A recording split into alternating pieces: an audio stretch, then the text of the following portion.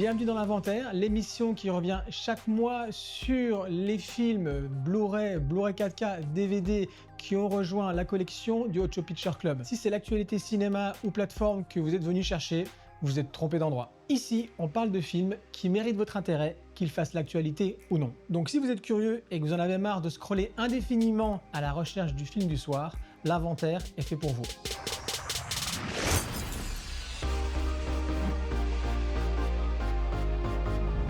Et on commence notre émission avec un biopic, un film biographique, qui revient sur la vie de Donald Trump, avec The Apprentice de Ali Abbas, réalisateur canadien d'origine iranienne, qui s'est entouré du scénariste, ou plutôt il a pris le scénario de Gabriel Sherman, il a fait le scénario de Independence Day, l'original de 1996. Donc voilà, bon, après il y a beaucoup de scénaristes sur ce film, donc voilà, on va pas lui en tenir rigueur. Mais on voit que sûrement, puis politiquement, il doit être assez orienté. Et quand on regarde un petit peu sa fiche, quand on voit un petit peu d'où est-ce qu'il vient, Gabriel Sherman, voilà, il travaille pour NBC, il a travaillé pour NBC, il a travaillé pour pas mal de journaux, donc c'est quelqu'un de très politisé. On ne suit pas Trump de sa naissance à son accession au pouvoir. Avant d'être président, comme je vous l'ai dit, c'était un investisseur, c'était un promoteur, quelqu'un qui voulait construire des bâtiments. D'ailleurs, le film commence comme ça. On le voit aller toquer aux portes de certains locataires pour récupérer le loyer de ces personnes qui ne payent pas. Le film se situe dans les années 70. On sait que New York 70-80, c'était extrêmement difficile. La pauvreté était rampante. Et lui, donc, avait des bâtiments. Et dans son bâtiment, il logeait des gens qui, certains en tout cas, ne payaient pas leur loyer. Donc, sur la couverture de ce film, on voit bien évidemment Sebastian Stan qui joue le rôle de Trump. Et on voit aussi, à côté, debout, on voit le personnage de Roy Cohn joué par Jeremy Strong. Roy Cohn, c'est en fait la figure, la personne qui va propulser Trump là où il est actuellement. Mais c'est surtout celui qui va donner le mindset à Trump, qui va l'habiter jusqu'à maintenant, qui est quand tu es en conflit, la règle numéro 1, attaquer, attaquer, attaquer, comme on l'a dit. Règle numéro 2, ne rien reconnaître, tout nier en bloc. Et règle numéro 3, revendiquer la victoire et ne jamais reconnaître la défaite. Parlons maintenant de la forme. Donc la première chose qui nous saute à l'œil, c'est le format carré 1:5:1, une patine, une texture d'image qui est extrêmement à la fois granuleuse mais aussi baveuse. Pourquoi ? Parce qu'on est dans les années 70-80, on est dans les années Reagan encore à l'époque, et on est dans les années télévision.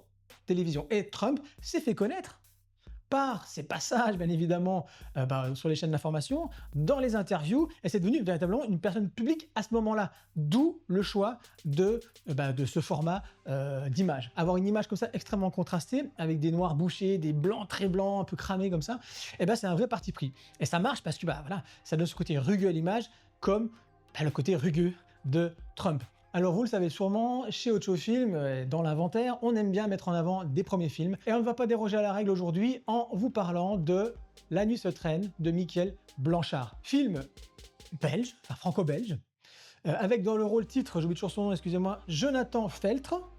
Jonathan Feltre qui est un serrurier et qui, par une nuit d'automne, on dirait, est appelée par une jeune fille qui est coincée devant chez elle. Elle n'a plus les clés de son appartement. Le personnage de Jonathan Feltre, qui s'appelle Maddy, arrive pour la dépanner.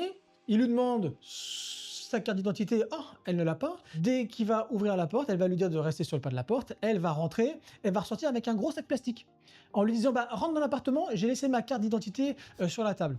Il rentre dans l'appartement et là, il se rend très rapidement compte. Voilà, il y a des petites croix gammées par là, des petits cadres assez étranges par-ci, et il n'y a surtout pas ni d'argent, ni de carte d'identité. Maddy va se retrouver dans une histoire qui le dépasse avec des dealers qui vont vouloir récupérer leur argent qui a été volé par cette jeune fille. Et Maddy va devoir récupérer cet argent en une nuit. Là, vraiment, Michael Blanchard fait de Bruxelles un personnage à part entière. Et ça, on l'a dès le début, avec un plan drone qui se retourne comme ça et qui retourne la ville. Donc on se dit, bon, d'accord, il y a une vraie note d'attention là. Et c'est vrai que tout le long, on va vraiment voir Bruxelles, de nuit, certes, Bruxelles sous la pluie, Bruxelles dans différents appartements, Bruxelles dans une boîte de nuit. Et surtout, et c'est le point, et c'est ce qui fait que le film est extrêmement pertinent, c'est que la grande histoire va rejoindre la petite histoire. Pourquoi je dis la grande histoire ? Parce qu'on a le mouvement de Black Lives Matter qui est clairement visible dans le film avec des manifestations énormes. Et Mahdi, qui est noir, va croiser cette manifestation-là, mais lui ne va pas vouloir rentrer dedans parce qu'il a d'autres choses à régler, vous vous doutez bien. Et ce qui va se passer, c'est que régulièrement dans le film, eh bien, la grande histoire, donc cette manifestation pour des droits importants, et la petite histoire donc de récupérer la drogue pour Mahdi, les deux vont se rejoindre à différents moments de l'histoire jusqu'à s'entrechoquer. Donc c'est un film qui est bourré de qualité, hein, son scénario est extrêmement bien écrit, la réal est très efficace, on a un découpage aux petits oignons, des cadrages qui sont là, le budget qui n'était pas énorme est exploité de manière remarquable. Vraiment, on a de la cascade, on a de la poursuite, on a de la scène de dialogue aussi, mais voilà, tout est extrêmement bien réparti, tout est extrêmement bien, encore une fois, réussi. Donc La nuit se traîne, ne traînez pas. Troisième film de cette sélection, vous allez me dire, Stan, à chaque émission, est-ce que tu vas nous parler de David Lynch? Ben oui, on continue, hein, avec Lost Highway. Pour moi, Lost Highway initie sa trilogie hollywoodienne, là où il va parler du Hollywood. Le Hollywood qui détruit, qui vend des rêves et qui détruit, pour résumer la chose.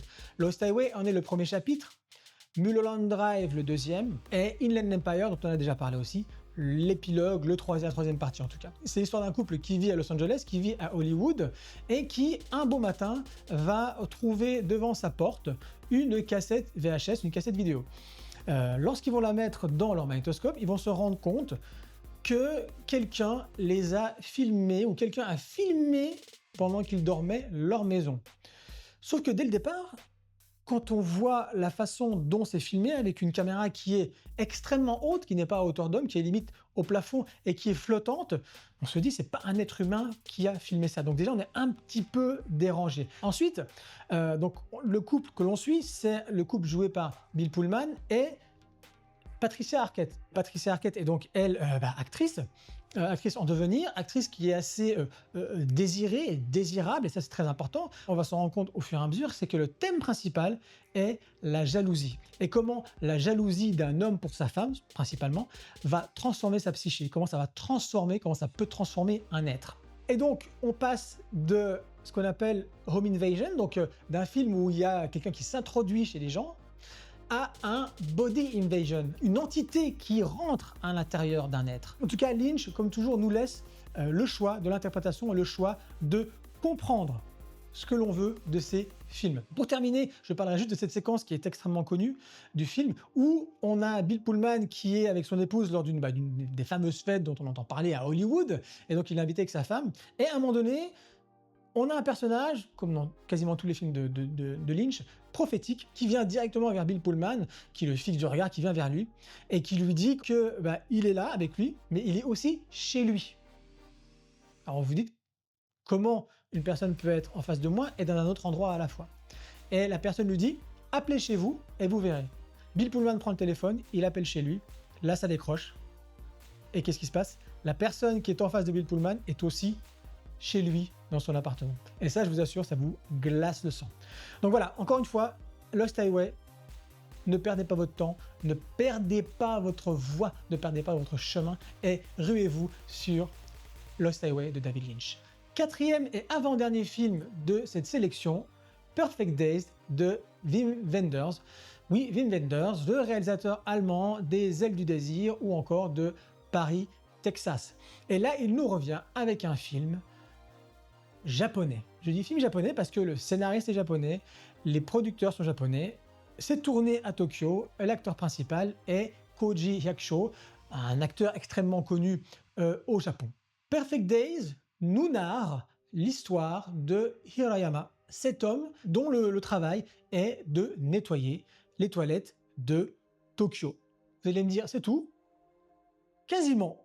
Le décor nous est posé lentement, parce qu'on suit vraiment le quotidien du personnage de Koji Hyakusho, donc Hirayama. Un format ici, encore une fois, 1.33, un format carré, un format télévisé aussi, sauf que là, c'est pour un petit peu marquer un petit peu le côté discipline, le côté rigueur, le côté du quotidien, ou un petit peu enfermé dans une case, même si on va se rendre compte au final que c'est pas un enfermement, c'est pas ce que nous décrit Wim Wenders, c'est plutôt ce côté zen dans la répétitivité de ses tâches quotidiennes. Et d'ailleurs, pour la petite anecdote, Wim Wenders nous raconte que l'idée de ce film lui est venue de Leonard Cohen, oui, qui apparemment serait devenu, alors peut-être pas moins zen, mais en tout cas, voilà, zen, dans le lieu de formation où il était. Parmi les tâches quotidiennes qu'il avait à faire, Leonard Cohen, c'était nettoyer les toilettes. Et Wim Wenders, il a perçu un véritable changement dans sa personnalité et sur son visage. Et c'est apparemment le visage resplendissant de Leonard Cohen qui a donné l'idée du personnage de Hirayama. Si rien ne changeait, ce serait absurde. Or, on va suivre notre personnage dans son quotidien, qui, de prime abord, ne change pas, mais par la force des choses, va être perturbé et perturbé à jamais. Ce changement est initié par ses rêves dans un premier temps. C'est là qu'on voit que c'est Wim Wenders qui réalise, c'est-à-dire qu'on a beaucoup de motifs de surimpression, tout en noir et blanc, et qui renvoie en fait à la passion de Hirayama, notre personnage principal, qui est de prendre des photos de la nature. Et en fait, on a en gros ces journées qui viennent de passer, qui en surimpression sont vues sur des motifs de nature. Film magnifique, film resplendissant. Allez-y. Dernier film de cette sélection, car toute fin est inexorable, parlons d'Inexorable de Fabrice Duvels. Réalisateur que j'affectionne tout particulièrement, qu'on a découvert, en tout cas c'est mon cas, au festival de Gérardmer en 2006-5, avec son film Calvaire, film tourné en pellicule malgré l'avènement des caméras numériques, et pas n'importe quelle caméra, une caméra 16 mm comme ça va être souvent le cas pour lui, caméra qui est connue pour sa patine, son fort grain et ses forts contrastes. Fabrice Duvels, avant tout, est un formaliste, c'est-à-dire que lui a des grands principes. Par exemple, pour lui, dans chaque séquence, il doit avoir qu'une seule source de lumière. On a véritablement, pour moi, son film le plus abouti à tous les niveaux. Formellement, et ça dès le début, avec un magnifique ralenti, le long de grillage d'un chenil avec des chiens qui sont en train d'aboyer, tout ça au ralenti. Donc voilà, donc déjà ça pose un travelling. Là où habituellement la grammaire de Fabrice Duvels est plutôt en caméra portée, avec très serré sur les acteurs. Sauf que là, il décide vraiment d'utiliser toute la palette, en gros, de ce que lui propose le médium cinéma. Et ça, on l'explique comment? On l'explique par le fait qu'il a choisi un lieu qui est particulier, qui est un ancien château. Donc il veut exploiter un petit peu tout ce lieu et le montrer. Et montrer ses personnages dans ce lieu. Parce que ce lieu est lui-même un personnage. Et il va influencer nos différents personnages. Mais comment est-ce qu'il va les influencer? Donc d'abord, de quoi nous parle le film?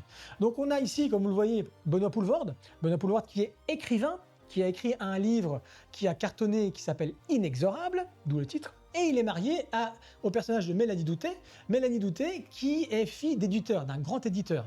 D'ailleurs, la maison où ils vont emménager, ce grand château, est l'héritage de Mélanie Doutet. Notre auteur, Benoît Poelvoorde, essaie d'écrire un nouveau roman et on comprend que c'est assez difficile pour lui. On sent aussi qu'il cache un petit secret. On voit des endroits fermés à clé, ça reste hors champ, donc on voit pas très bien ce qu'il regarde, donc il y a quelque chose qui n'est pas tout net. Et à un moment donné, on a cette jeune fille, jouée par Alba Gaia Bellucci, et là, au fur et à mesure, les relations vont se tendre et vont changer. Il y a ce côté un petit peu ironie dramatique, on en connaît un petit peu plus que les personnages du film en tant que spectateur, mais quand même, le doute plane sur ce personnage. Ce qu'on voit, c'est qu'elle est en train de nous faire une Parasite. Pour ceux qui connaissent bien évidemment la Palme d'Or à Cannes, le film Parasite, film coréen, c'est-à-dire qu'elle rentre dans cette famille et au fur et à mesure, elle va faire éjecter les différents composantes de cette famille. Si vous voulez découvrir Fabrice Duvels, voici la porte d'entrée, l'inexorable porte d'entrée. Alors normalement c'est le moment de l'émission où je dis et c'est ainsi que cette émission se termine, sauf que là je ne pouvais pas terminer cette émission sans remettre une petite couche sur mon film de l'année 2024 qui n'est autre que L'amour ouf de Gilles Lellouche. J'ai toujours beaucoup aimé Gilles Lellouche en tant qu'acteur, en tant que réal, je trouve qu'il était très intéressant. Je sais aussi qu'il avait fait les clips de NTM qui ont bercé ma jeunesse.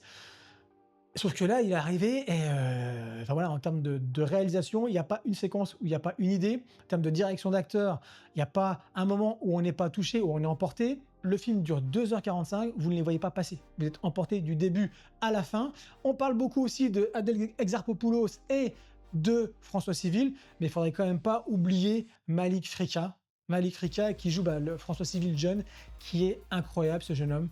il peut tout faire. Il peut danser parce qu'il danse dedans. Il peut se battre. Il a une force, une énergie incroyable. Il peut chambrer, parce qu'il chambre, c'est comme ça qu'on le découvre, son personnage. Et il peut dialoguer, enfin voilà, il a une intensité qui est de tous les instants. Donc L'amour ouf, si c'est pas encore fait, allez-y. C'est un film qui, en tout cas, vous transporte et vous donnera des images que vous n'avez que rarement vues au cinéma. Et c'est ainsi que l'épisode de l'inventaire se termine. Si vous n'êtes pas encore abonné sur YouTube ou sur Instagram ou sur Letterboxd, n'hésitez pas à le faire, comme ça vous ne raterez aucun épisode. Et dans les commentaires, dites-moi si ce format vous plaît, dites-moi un petit peu des films que vous voudriez voir traités, et puis on essaiera de les intégrer dans les prochains épisodes. Voilà, et je vous dis au mois prochain.